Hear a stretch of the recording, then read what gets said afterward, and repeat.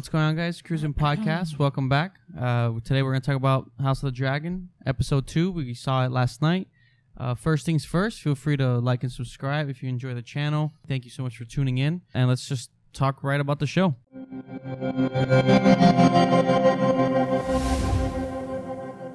House of the Dragon, Episode 2.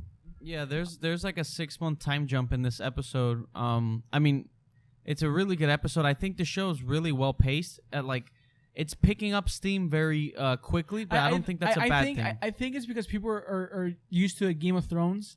Because I think with Game of Thrones, you have more characters. I feel like you have just more in Game of Thrones, just because you have the Starks, Lannisters, the White Walker stuff. Yeah, there's a lot to work with. So there's a lot to where, and also like I think the first couple of seasons, like when characters wanted to travel, from the Wall to King's Landing, it would show them. It was a completely different show. You know what I mean? Like it would show them like traveling. Like this is more. Remember, it's in one location. Yeah, it's more of an internal conflict. Within King's Landing and stuff. Because they're not really at war yet. Like they're not at war. They're kind of just at like. It's still setting up. It's still setting up. Yeah. So if there isn't a 6-month time jump to kind of speed things up, what do you do? Just him mourning to death? Yeah. No, I mean, so I think it was a really good episode. I think the pacing is good. Like to me, it works. And I think, but by the end of this episode, it really has me. I think it's just really well done. I think it's really well done. I enjoyed this episode more than the previous episode. I mean, these are we're coming from. It's the best television right now. And that's what I heard someone say. They're like, even at its lowest points, it's still better than everything else that you're seeing right now on TV. Especially with what we've been getting from like Disney Plus, where everything has been like 20, 30 minutes and stuff like that. It's nice to just get like a good hour-long episode where I feel satisfied for the week. I feel satisfied. Like I'm ready. I can wait a week. And the one thing I wanted to kind of bring up was we got the theme, like the intro theme on this episode. And so a lot of people are kind of mixed on it. Like some people feel like they should have done a different theme entirely. Some people like that it's the same theme because it's still set in the Game of Thrones. The show is called Game of Thrones, House of the Dragon. Yeah. So it's like Star Wars. It's like Star Wars, yeah. So I really liked it. Remember, I was like, oh, like it gave me goosebumps because I was like, damn, we're back in this world, and it's so far the show has been doing a really good job. Yeah. But at the same time, like I didn't really feel anything. The theme as it kept going, I was like, oh, but like this is gonna be for the whole series, and I don't know how I kind of felt like something, at least a remixed version or something, like because like in the show has a good soundtrack, but it has pieces of the the Targaryen theme or the Game of Thrones theme, but it's not fully in the show. Because the way I see it, like I feel like even though it's a bad comparison, but you look at Breaking Bad and Better Call Saul, it's not a good comparison because like the intros are not really that long. It's a very simple intro, but I think if you watch Breaking Bad intro and you watch the Better Call Saul, it's like, okay, I'm watching Better Call Saul. Yeah, like he has his own style and flavor. I feel like maybe like a Targaryen, using the Targaryen theme. I felt like for House of Dragon, I guess I know it's set in the Game of Thrones, like because I don't know, just a slightly altered version. Like because when it came on, I didn't really feel anything. Which is weird. I think I just got excited, but then like at first because I was like, oh my god. No, for me when I saw, I was like, oh okay. I was like, okay. I kind of want it to be. I think it's probably because I hate season 8 so much that it's like anything. Season 8 was really bad. Like if season 8 was awesome, then maybe it would have been like. Yeah. But it takes us back to that, and maybe that's what hurts it. No, but for me, I just felt like the way the show is. I don't know. I just felt like. I don't know. I just wanted like something a little new. No. Just something a little new. Like an altered version. Yeah. Because the soundtrack to the show is good because it has those original soundtracks like of the Targaryens and the themes. I felt like the theme should have been a little more on the oh my god, Targaryens. Yeah. I feel like it should have been more on them. That's what at first I got like excited. I was like, oh wow, I'm hearing this again. And I know people are gonna be like, oh, but even if they do a new one, people are like, oh, well, it's not the same as the original. Yeah, so that's the argument too. They're like, it's so good that how do you even top that? It's the same composer, so. I mean, I don't know. It's like an altered. The main thing that I just don't want. I feel like now that I think about it, the theme doesn't. When it played, I feel like it didn't fit with the show. It didn't. At least for the first 2 episodes. I feel like I was like, oh wait. No, well there was no theme in the first episode. No, but I'm saying after watching the first 2 episodes, I feel like the theme doesn't match with what we've seen. Yeah, it doesn't. That's like it matches for Game of Thrones, but I don't know why. I feel like it needed something a little darker, like that mix of the Targaryen theme, like where you can have the little elements of the original song in there, the theme, but I feel like it needed a little bit of that. Yeah, darker tone. When it first came on, I was like, oh, I don't know, like for me, it didn't fit. It didn't fit. Like I feel like it didn't match. You know what I mean? Like for me, it's like you imagine seeing the Breaking Bad intro and Better Call Saul. No. Like it just doesn't match because it's like felt a little weird. Like I don't know, like it just doesn't. Yeah, now that I think about it, because the theme, just a slightly altered version. But I mean, let's see, maybe on the next season, or something. But I think that's what they're sticking with. If they haven't, maybe they just played it safe. They won't do it. Yeah, maybe they played it safe. That's all it is. They didn't want to steer too away from that. That's one of my things that I don't mind, like callbacks and stuff like that, but I just don't want the show to rely too heavily on it. Yeah, that's my only thing. So far, I think it's been okay. No, yeah. So far, yeah. I just want the show kind of like how Better Call Saul does it. Like Better Call Saul stands on its own.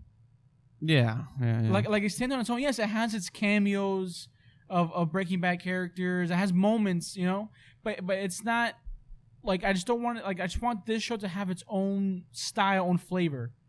Yeah, and I feel like it has so far. No, which it does. I think that's why the theme kind of throws people off. Yeah, because it's like we're in a different tone. It's like similar but different, but then we just get the same exact theme from Game of Thrones. That's why, like, I mean, to me, I would have been fine having a new theme because.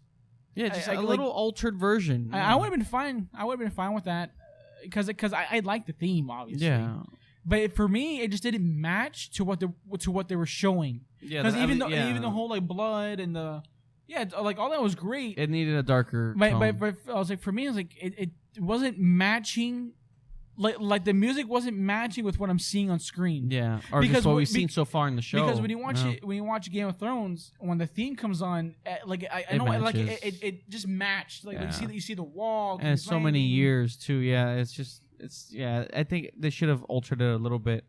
But I mean, it's nitpicky. It is. Yeah, it's not a big deal. But I mean, the show, this episode, I think so far has been great. No. This second episode, like when it ended, I was like, okay, like I feel like I'm invested. You're seeing them play the Game of Thrones, you know. I really enjoyed, especially this episode. I mean, the way it ends, like with Corliss, I think is his name, Valerian, yeah, and the whole shot of him when he's talking about the king, and then like the slow reveal, and it's him talking to Daemon Targaryen. And he's trying to basically team up with him to take over the throne because Viserys decided not to marry his daughter, but to marry Hightower's daughter. That scene. I was just like, "Oh my god!" And all that played out really well, and that reveal of him talking to Daemon Targaryen and stuff, but also I feel like the writing has been really like sharp in the show so far. Yeah. Like when Daemon tells him, like, I can speak of my brother however I like, not you. Yeah. You know, because he was like, don't talk shit. Because it's true, like you know, like they have that, they fight, they hate each other, but they still have that respect almost. Yeah, and they still. Again, it's like any siblings. Yeah, because he's like, I can speak of him however I want, but not you. Yeah. But like the way he delivered it too. You know how I was saying in the first episode, I was like trying to get used to him as. Oh no, that was you. Yeah, that's what I'm saying. But after this episode, it's Morbid time. Yeah, I feel like after this episode, I'm fully like invested with him. He's doing great. Like the way he delivered that line too, where he's like, "Not you," and then you know, because that Corliss guy, He's a little like he kind of forgets his place, you know. The problem because he's done it in the council meetings. He's probably gonna he's probably one of the first ones to die. I'm calling it. Nah, not yet. I think he's gonna be like the big. No, because it's just the thing is again. He's not. He's been overstepping. The thing is, so far. He's too like what's the word? Pushy. Like, no, not pushy. Like spearheaded. Like just goes forward. Yeah. Again, Hightower. I love the Hand of the King. He was smart. Yeah. What does he do? He like the second his wife and child died, the king, his wife and child died. He sends her immediately. Boom.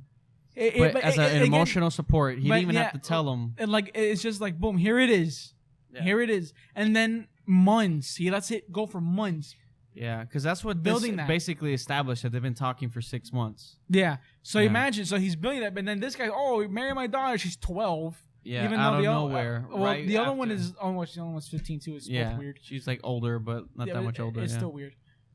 I thought when they said she was 12, I was like, I thought she was like younger. I thought she was like 8. She looked 8. Yeah, she like looked 5. Young. But like, he took 6 months. And he planted that seed. He's like, here it is, and then and how the daughter and he doesn't matches. Like, and the daughter didn't like what he has but the thing is though, like with her, the Allison Hightower, like you can tell she actually cared.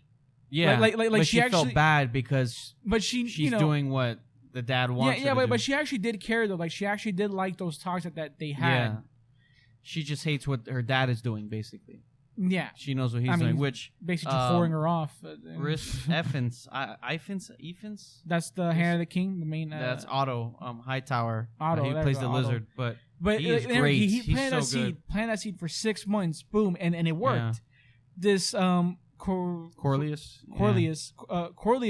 just marry my daughter, and what kind of killed it was like when the daughter was just saying the lines that her parents started to say. Like they're just so that's just and he was like, like they were just hungry for that.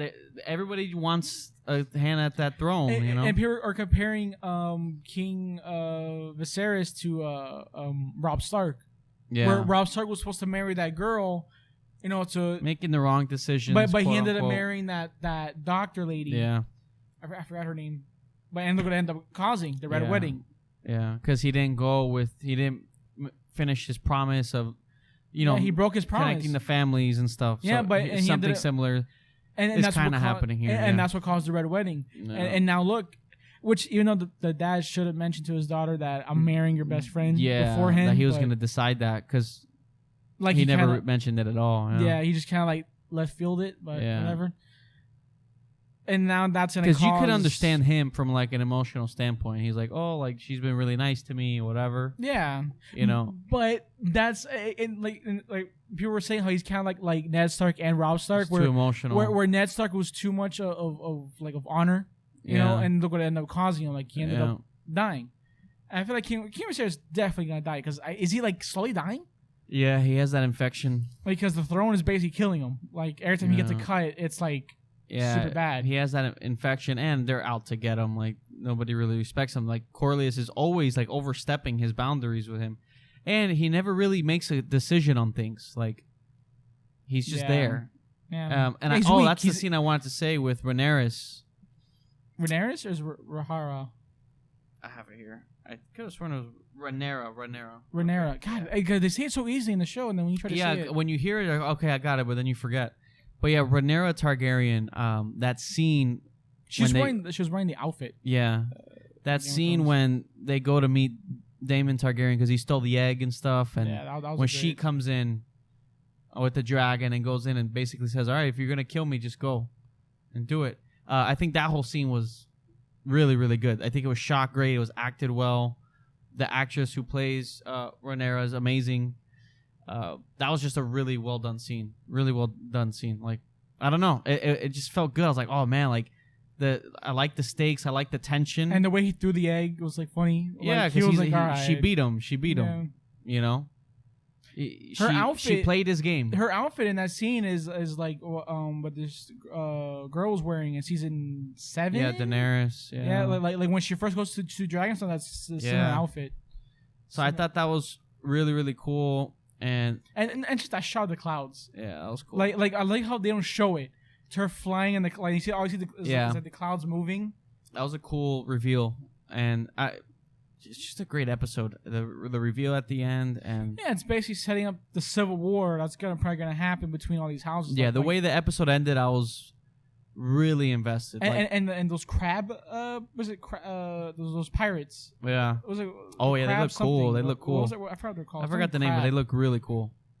It's shot really well. Like the visual aesthetic of the show looks great. Because when he's basically setting up, with Daemon to, I guess, fight back against the throne, and you have like the pirates and stuff, but that shot of how they look. Yeah, because Cornelius. Yeah, Cornelius. Yeah, Cornelius. We're getting there. We're getting there. Sounds like a god's name. Yeah. Earlier he wanted, because these pirates are taking down the ships, killing his men, and the king doesn't do nothing about it. Yeah, the king is kind of like a coward. No, he doesn't do much because he doesn't want to cause a war because it's like a free city. Yeah, I like what Cornelius says, that line about when there's a storm is coming, you either go through it or around it, not waiting for it to come at your doors. Or something. It was a really good line, and I think the way he said it was really good. And that's what I meant earlier, like the dialogue, like the writing is really sharp. Like it has those lines that stick with you, that I think are really good. Like that was a good one when he was telling the king that. He's like, you either go through it or around it, but you don't wait for it to knock you over. He said it better. He said it cooler. But I thought that was really cool. And it just kind of shows that the king, he's not doing anything, right? Like with Daemon with the egg. Because the thing is, he doesn't want to cause a war. He's kind of, but he's kind of being, like with the egg, right? He didn't even know what to do. He was going to go himself, which was a bad idea. And then also, he didn't really have a good idea except... Rhaenyra was the one that said, send me, show some force with the dragon. It's true. Like, they're literally the house of the dragon, Oh, no, but not that was Daemon, something else. That was something else. That also sent it to those people. To show them, like, hey, this is what you're messing with. Yeah. Yeah, to the pirates. That's what it was. And that's what she wanted to do. It was a good idea. And even Cornelius was like, oh, like, she's got a plan here, Yeah.